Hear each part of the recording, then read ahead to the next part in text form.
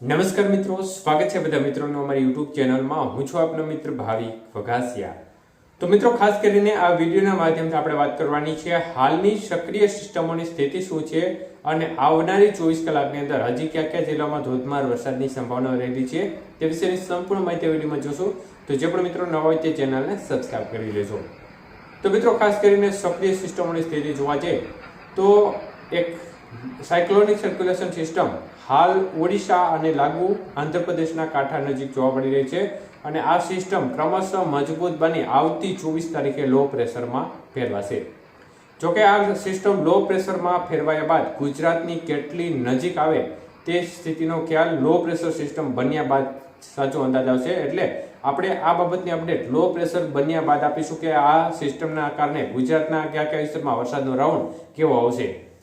તો મિત્રો, ખાસ કરીને ચોમાસુ ધરીની સ્થિતિ જોવા જઈએ તો ચોમાસુ ધરી છે તે નોર્મલ નજીક જોવા મળી રહી છે અને ચોમાસુ ધરીનો પશ્ચિમ છેડો રાજસ્થાનના શ્રી ગંગાનગરથી પસાર થઈ રહ્યો છે.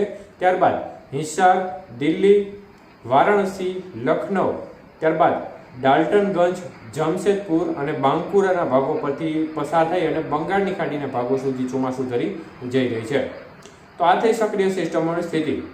તો મિત્રો, ખાસ કરીને ગઈકાલે આપણે જે મુજબ આગાહીમાં જણાવ્યું હતું તે મુજબ જ બધી બાજુ છૂટાછવાયા વરસાદી માહોલ જોવા મળ્યો હતો. અનેક વિસ્તારમાં સારો એવો વરસાદી માહોલ જોવા મળ્યો હતો, જેમાં ભાવનગર સહિત ઉત્તર ગુજરાતના ભાગો છે તે વરસાદમાં ટોપ ઉપર રહ્યા હતા. અનેક વિસ્તારોમાં ગઈકાલે વરસાદના આંકડા છે તે 3-4 ઇંચ સુધીના પણ જોવા મળ્યા હતા અને છૂટો છવાયો વરસાદી માહોલ બધી બાજુ જોવા મળ્યો હતો. ત્યારે ખાસ કરીને આવનારી 24 કલાક દરમિયાન વરસાદની ગતિવિધિ કેવી રહેશે તે વિશે વાત કરીએ તો મિત્રો, આજે દક્ષિણ ગુજરાતના ભાગોમાં પણ છૂટો છવાયો વરસાદી માહોલ જોવા મળે, જેમાં કાંઠા વિસ્તાર છે સુરત, વાપી, વલસાડ, દમણ, દાદરા, નગર હવેલી, નવસારી સહિતના ભાગો છે તેમાં શક્યતાઓ થોડી વધુ રહે. બાકીના ભાગોમાં પણ છૂટા છવાયા ઝાપટા હળવો મધ્યમ વરસાદની સંભાવના રહે.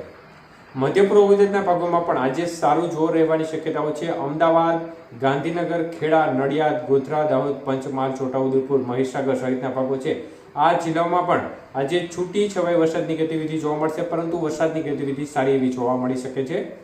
તો સૌરાષ્ટ્રના ભાગોની વાત કરીએ તો સૌરાષ્ટ્રના ભાગોમાં આજે વરસાદના વિસ્તારમાં ગઈકાલ કરતાં ઘટાડો થશે. ખાસ કરીને પશ્ચિમ સૌરાષ્ટ્ર બાજુ વરસાદની ગતિવિધિમાં આજે નોંધપાત્ર રીતે ઘટાડો થશે. આજે ભાવનગર, અમરેલી, બોટાદ જિલ્લો છે, ગીર સોમનાથ જિલ્લાના ભાગો છે અને થોડું વધુ આગળ આવે તો જૂનાગઢ, રાજકોટ અને સુરેન્દ્રનગર જિલ્લાના ભાગોમાં પણ વરસાદની ગતિવિધિ જોવા મળે. બાકીના જિલ્લાઓમાં ક્યાંક ક્યાંક સામાન્ય રેડા ઝાપટા સ્વરૂપે અથવા તો હળવો વરસાદ સીમિત વિસ્તારમાં પડે. બાકી વધુ શક્યતાઓ જે સૌરાષ્ટ્રના પહેલા જિલ્લાઓ જણાવે છે તેમાં દેખાઈ રહી છે. તો વાત કરીએ ઉત્તર ગુજરાતના ભાગોની, તો ઉત્તર ગુજરાતના ભાગોમાં મધ્ય પૂર્વ ગુજરાતને લાગુ જેટલા ઉત્તર ગુજરાતના વિસ્તારો આવશે એ વિસ્તારમાં શક્યતાઓ રહેશે. બાકીના ઉત્તર ગુજરાતના ભાગોમાં આજે વરસાદનું જોર ઓછું રહેશે. સામાન્ય ઝાપટા છૂટાછવાયા ભાગોમાં પડી શકે છે. કચ્છના ભાગોમાં પણ વરસાદની ગતિવિધિ આજે ઓછી રહેવાની શક્યતાઓ છે અને સામાન્ય ઝાપટા છૂટાછવાયા ભાગોમાં જોવા મળી શકે છે. તો એકંદરે ખાસ કરીને આજે મધ્ય પૂર્વ ગુજરાત, દક્ષિણ ગુજરાત અને તેને લાગુ સૌરાષ્ટ્રના ભાગોમાં સૌથી વધુ વરસાદની ગતિવિધિ રહેશે અને આવતીકાલથી તેમાં પણ ક્રમશઃ ઘટાડો થવા તરફ રહેશે.